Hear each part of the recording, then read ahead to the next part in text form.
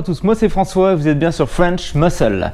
Aujourd'hui je vais vous montrer une vidéo que j'avais tournée il y a un peu plus d'1 an quand j'avais fait passer la Nova sur le banc pour connaître la puissance. J'en profite qu'actuellement j'ai pas trop le temps et l'occasion de vous montrer du nouveau contenu, donc je ressors cette vidéo que j'avais filmée il y a quelques temps. Vous allez voir ce passage, donc on en reparlera après. Mais avant, je voulais vous proposer une petite section technique ici sur French Muscle, vous me direz ce que vous en pensez. Alors, les gens se posent souvent la question, quand on parle de muscle car, de la différence entre un small block et un big block sur les V8 américains. Alors ici, je vais vous parler surtout de la période vraiment pony car, muscle car, moitié années 60 jusqu'à moitié années 70 à peu près. En fait, souvent on a quelques idées reçues sur le sujet. Souvent on va vous dire qu'au-delà d'une certaine cylindrée, un moteur va être big block et en dessous il va être small block. Alors c'est vrai jusqu'à un certain point, on va dire. En fait, pour vous donner l'explication réelle, dans ces années-là, les constructeurs, les principaux constructeurs, pour créer leur moteur, partaient sur deux bases de moteurs, de blocs en fait, sur lesquels ils créaient après toute la gamme de motorisation. Et en fait, quand on parle de bloc, c'est vraiment le bloc nu du moteur, comme ici il s'agit d'un 350 Buick. Donc en fait les constructeurs avaient un bloc qui était plutôt petit et l'autre qui était plus gros, et en fait c'est de là que sont venus les noms small et big block. Donc en fait sur ces blocs ils partaient en ajoutant différentes pièces, en jouant sur la taille des cylindres, le jeu des pistons, etc. On avait différentes cylindrées. Et donc c'est pour ça que souvent, effectivement, la grande majorité du temps, les big blocks ont une cylindrée forcément plus importante que les small blocks. Mais il y a des exceptions. Donc en fait, la règle pour des cylindrées, on va dire, plus ou moins importantes, va être vraie pour la grande majorité des cas, et surtout en France sur les modèles qu'on a. Donc en fait, si vous voulez vous donner une règle, même si, comme je vous l'ai dit, il y a des exceptions, on va dire qu'autour de 380 cubic inch, ça va être la limite entre le small et le big block. Mais ça, c'est vraiment pour vous donner une règle. Et c'est pas ce qui définit un small block et un big block. Un small block et un big block, ça va être, par exemple chez Ford, on partait de deux blocs différents. Le small block créait le 289, ensuite le 302, 351, etc. Les big blocks avec chez Ford le 390, les 426, etc. Chez Chevrolet, donc le small block permettait de partir sur le 307, le 350. Et les big blocks, le 396, 454, etc. Une exception qui est assez connue, je vous en fais part quand même, car c'est assez intéressant à savoir, Pontiac n'avait pas de small block ou de big block.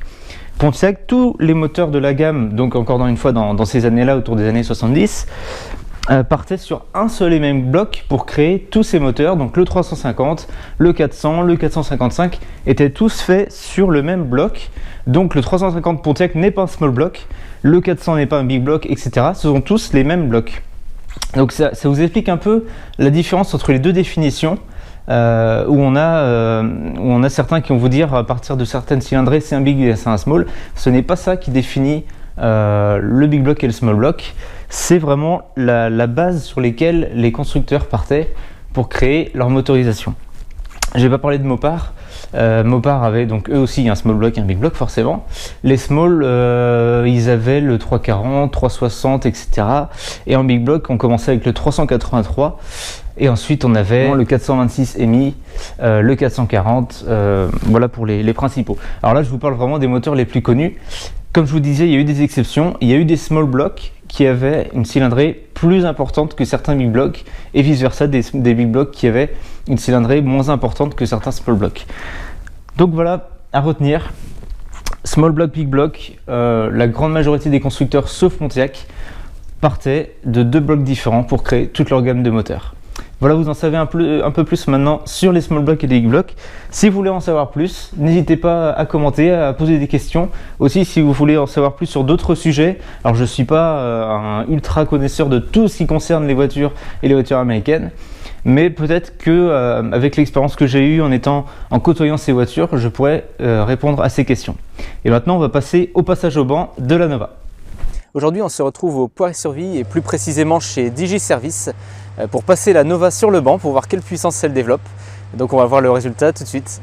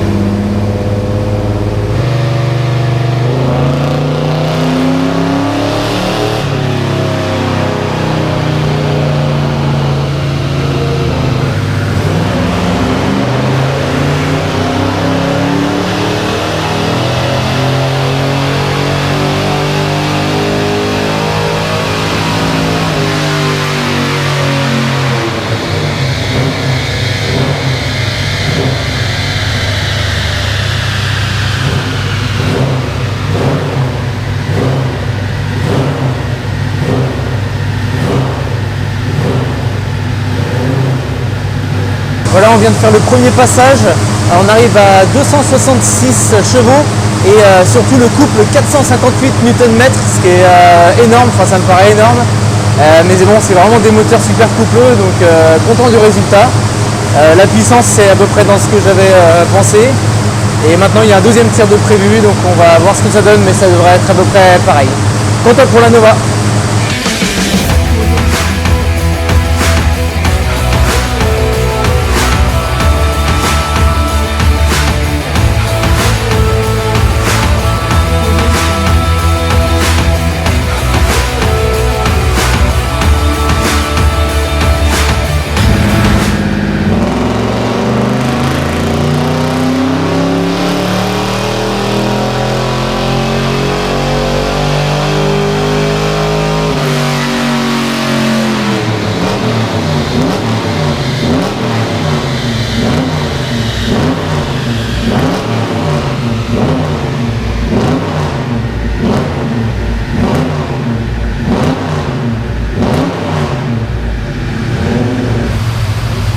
On arrive un peu moins à 250 chevaux et voilà le premier tir où on arrive à 266 chevaux et 458 Nm de couple.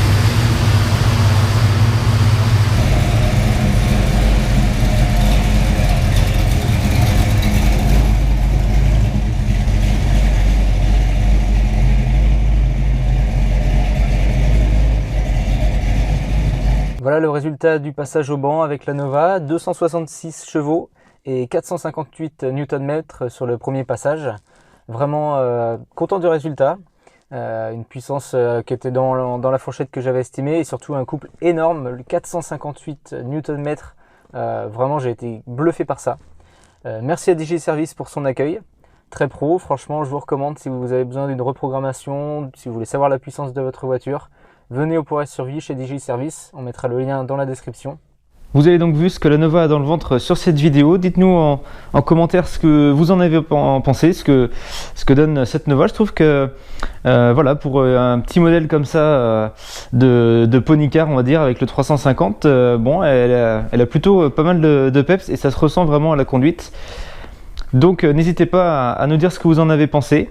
Donc vous avez vu sur cette vidéo de la fumée sortir de l'échappement à un certain moment. C'est vrai qu'à cette période j'avais une fuite à l'échappement et je pense que, alors est-ce que c'est de l'huile qui a un peu passé par l'échappement qui a créé cette fumée, etc. Peut-être que les connaisseurs pourront nous dire en commentaire l'explication, puisque j'en ai parlé avec différentes personnes et voilà, on a eu quelques hypothèses mais rien de certain.